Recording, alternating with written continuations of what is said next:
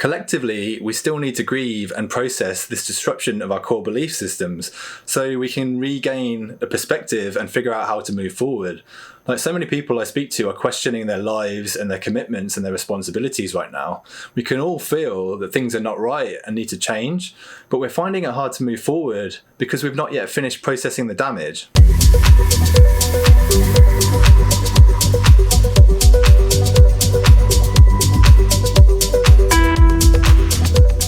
I'm reading a book at the moment called The Wild Edge of Sorrow, and it's by Francis Weller.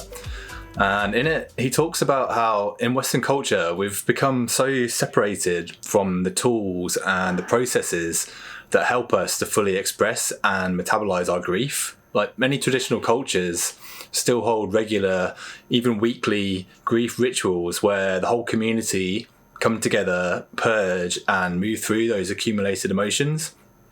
But in our society, we largely shun and suppress our grief. Like, so often we hide our pain from the world and we feel shame for even feeling such heavy emotion. But when we don't express these emotions, they get stuck in our body and they create blocks in our system, stopping the free flow of energy. Now, it's widely accepted that the lingering residue of unprocessed shame and grief and trauma remains in the body, and it can lead to depression and persistent pain and even death. And what is often diagnosed as depression is actually low-level chronic grief and shame and despair.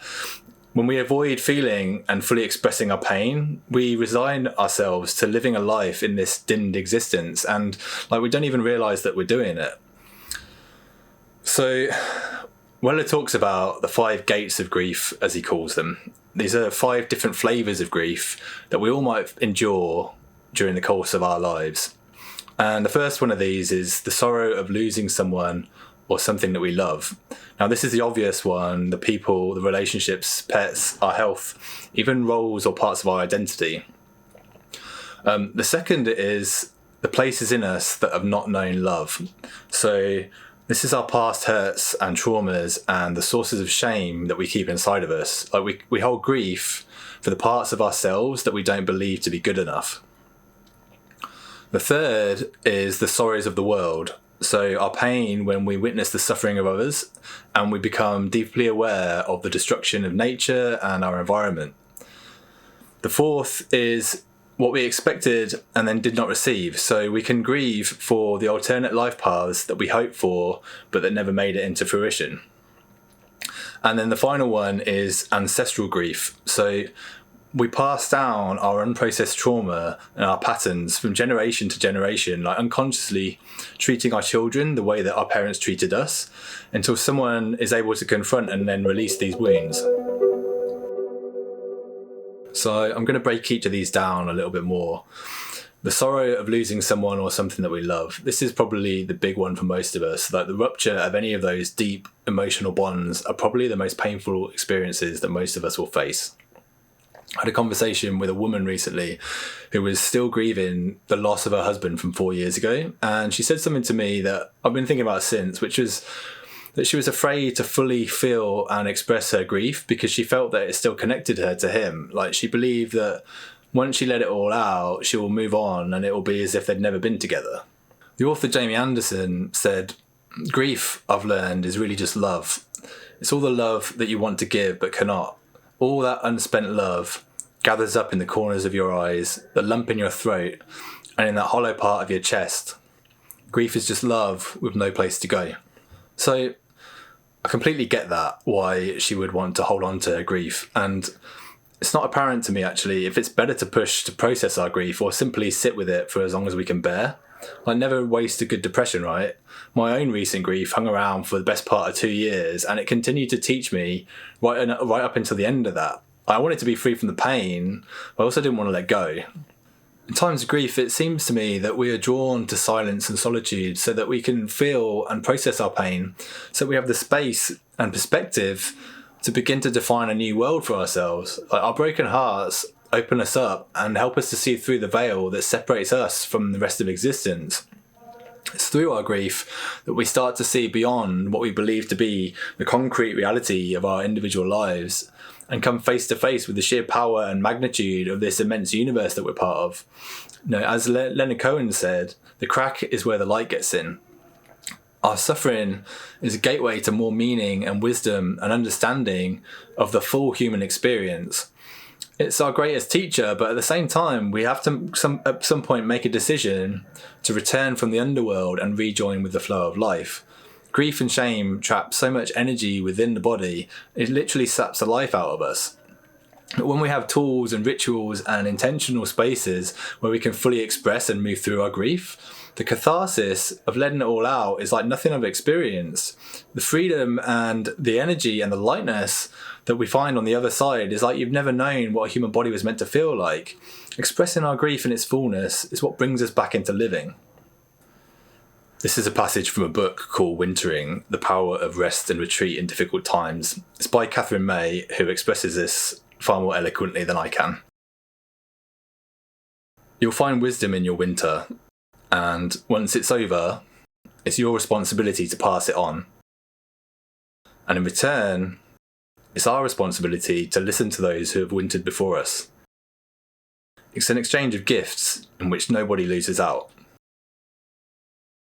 This may involve the breaking of a lifelong habit, one passed down carefully through generations, that of looking at other people's misfortunes and feeling certain that they brought them upon themselves in a way that you never would. This isn't just an unkind attitude. It does us harm because it keeps us from learning that disasters do indeed happen and how we can adapt when they do. It stops us from reaching out to those who are suffering. And when our own disaster comes, it forces us into a humiliated retreat as we try to hunt down mistakes that were never made in the first place or wrong-headed attitudes that we never held.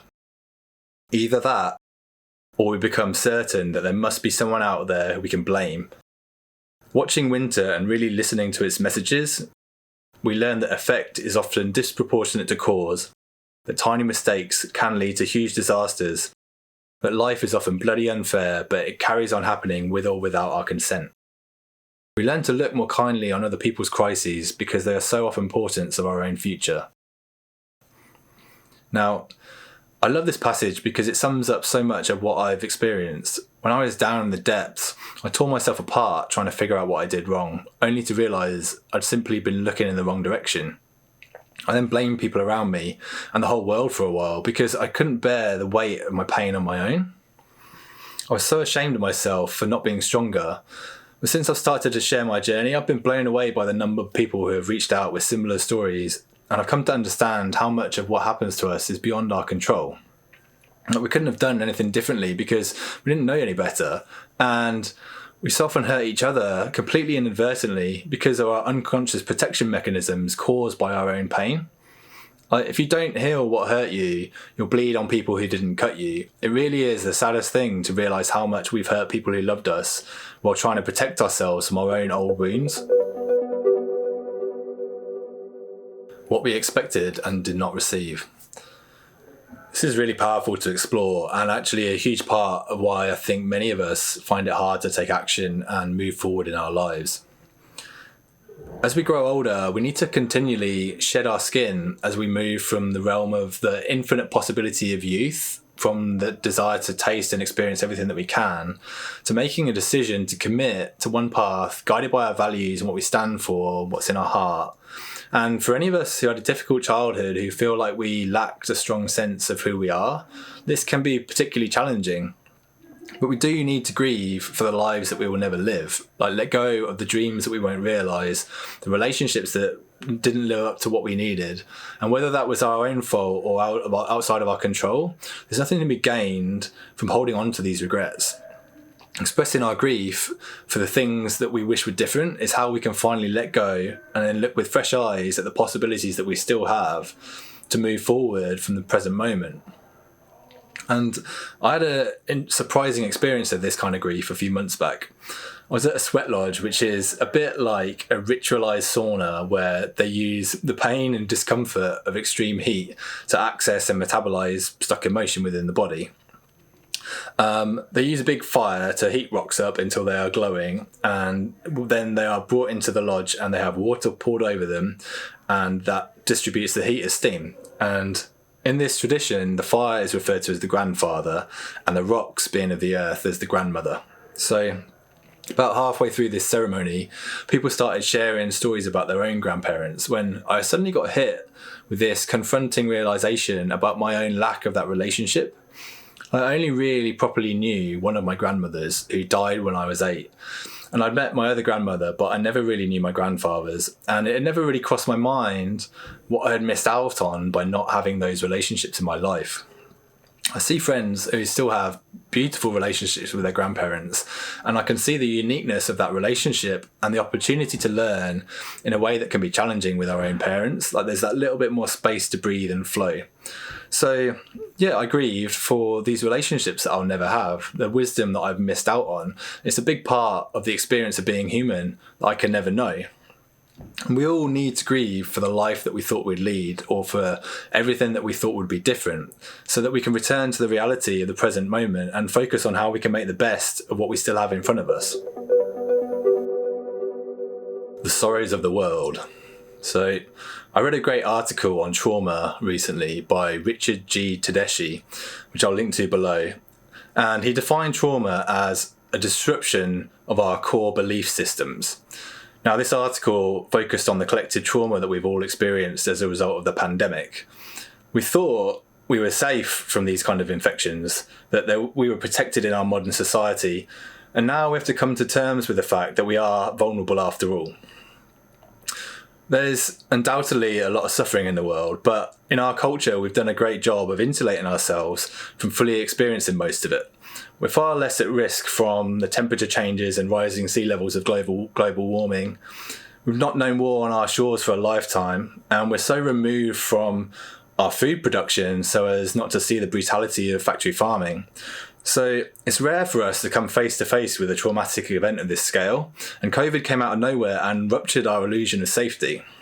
The knock-on effects of that included the isolation and deaths of our loved ones, unemployment, lost businesses, serious damage to the schooling and socialisation of our children, rising anxiety and loneliness, and the decimation of our economy. This can only have had a significant emotional toll over a sustained period of time, and I don't believe we've fully seen the fallout of that yet. Like, as a society and as individuals, we still need to process and grieve this traumatic experience we've all been through.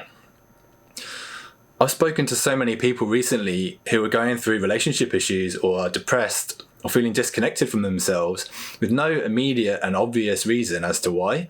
This collective trauma we're still suffering is just far enough removed from us to not be in our immediate attention. And we're all carrying all this pain, but we're blaming it on our partners or our jobs or our families because they just happen to be nearest in the firing line, when our minds go looking around, trying to find a cause for this low-level anxiety and depression and grief that we're feeling. Collectively, we still need to grieve and process this disruption of our core belief systems so we can regain a perspective and figure out how to move forward. Like, so many people I speak to are questioning their lives and their commitments and their responsibilities right now. We can all feel that things are not right and need to change, but we're finding it hard to move forward because we've not yet finished processing the damage. Finally, number 5, which is ancestral grief. I had an experience recently where I became acutely aware of this collective wound that we're carrying that's been passed down throughout the whole of human history. And this is what I believe the story of Adam and Eve in the Garden of Eden and the fall of man is really about. Like, biting the forbidden fruit and getting banished from paradise. It's allegorical, it's a metaphor for that moment in evolution when humans became self-conscious, when the switch got flipped and we went from acting on our animal instinct by our innate nature to suddenly feeling like we need to control our environment just to be safe. Like, we can no longer just be. And this is identical to the experience of separation from the mother, that transition from the warmth and peace and the absolute security of the womb to the moment that we stand alone outside in the world. Collectively, we all inherently feel this, but if our parents or ancestors experienced additional trauma from their caregivers, it's highly likely that we'll feel it even more so. Most of us struggle to some degree of not feeling good enough or believing that we should be behaving differently in some ambiguous way or other. Like, all that pain and suffering and evil of the whole world is a result of this wound, fear of abandonment, of not being able to trust or surrender to the knowledge that we will be held and cared for unconditionally. This trauma has been passed down from that moment of self-consciousness, and is compounded with each generation throughout the whole of human history. All of the mental chatter, the need to control, to prove ourselves worthy, to have power over others, is all an attempt to feel safe and secure. Like, underpinning every argument with your partner is a bid from each of you to feel loved and supported unconditionally, to be held and accepted with your grief and your shame and your trauma. And when we feel safe enough to express these emotions fully, that's when they dissolve. It's not our job to fix each other's pain, but we simply need to witness, to create the safety for it to be felt and expressed without further shaming. Unexpressed grief and shame creates all sorts of psychological distortions in us. It traps emotions in our body and leads to chronic pain, depression, even death. Shame creates a bind in our psyche which completely inhibits us from performing actions that we know to be good, like expressing our feelings to our loved ones. And when we are so disgusted or ashamed of ourselves, it can be too much for our psyche to bear, which can cause us to project onto those around us and punish them for what we cannot accept in ourselves. I've had a number of people contact me this past week who are suffering from situations like these. Loved ones who are unable to open up emotionally, or who have ended a relationship and punished their partner because of their own unexpressed grief. This is the hardest emotional landscape that we'll ever have to deal with, and it becomes near impossible to heal these ruptures unless we have tools and practices in place in advance before things get emotional. My last point here is to say that people act unpredictably and hurtfully when they're going through grief and shame. These are the most overwhelming emotions, and often our psyches are just not resilient enough to withstand the force. It's heartbreaking how often we can end up projecting onto and punishing each other because we cannot bear the weight of our own suffering. And if this has happened to you, I want you to know that the people who hurt you quite possibly didn't have the capacity to act any differently. Some people just have more pain than they might ever be able to recover from, and suddenly they offload it onto people who didn't deserve it. It's not okay that they hurt you, it's just the pain was more than they could take, and they couldn't bear the weight of that burden on their own. It's one of the saddest things in the world, how grief can tear apart other relationships and cut collateral damage. And it's why it's so important that we make an effort to normalise these tools and spaces to share and process our pain. And the more that we can understand and accept that people could not have acted differently to us, even if they wanted to, the more we will learn grace and compassion and free ourselves to move on without holding on to anger and resentment.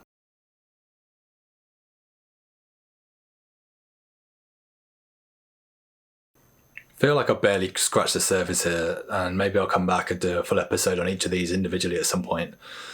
But the main thing I wanted to get across here is that there's likely a lot more difficult and unprocessed emotion in our lives than we consciously realise. I used to be that guy who was completely cut off from my emotions, and I hadn't cried in about 15 years, and I thought that was something to be proud of. And when I finally tapped into them, like, the floodgates opened, and for a long time they felt like they were out of control, and all that did was create more shame in me for not being able to control them. But I had suppressed them all my life, so it's to be expected that there's going to be a lot come up when you finally open that box. Once you make some progress clearing out the cobwebs and learn some techniques so that you can move through emotions properly, you'll also become far less likely to fall to pieces. Emotions will still rise up and flow through you, but without bumping into old residual pockets of unprocessed junk that can build up into a torrent. Emotions are part of being human, we all have them, and they serve a purpose. They are actually how we understand and relate to each other authentically. And when we suppress them, we are also denying that honest and open connection to those around us. The emotions themselves are not the issue. The problem arises when we feel shame for feeling those emotions. And largely that happens because we feel weak or not good enough in that moment. But we also get to choose what we do with that feeling as well. Like, either we can continue to hide our real selves from the people around us and hope we don't get found out, or we can use those moments as insight into the places that we still need to heal and grow. And it takes work to cultivate and organise our relationships to feel safe enough to work through this stuff. It's not easy, and it really needs some effort to lay the groundwork in times that are not emotionally loaded so that you can effectively navigate situations when they arise. But there's also a lot that we can be doing to work through and express our stuck emotion individually, so our partners don't always have to bear the brunt of it.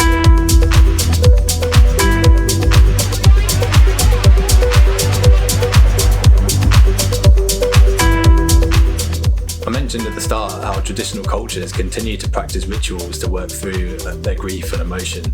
There are already people who do this work in our society, and I'm happy to see them becoming more mainstream. It's an area of work that I'm moving into, but for now I'll link to some spaces and some resources that I know of below. Thanks for watching, and if you enjoyed this, please make sure you hit subscribe, and I will see you again soon.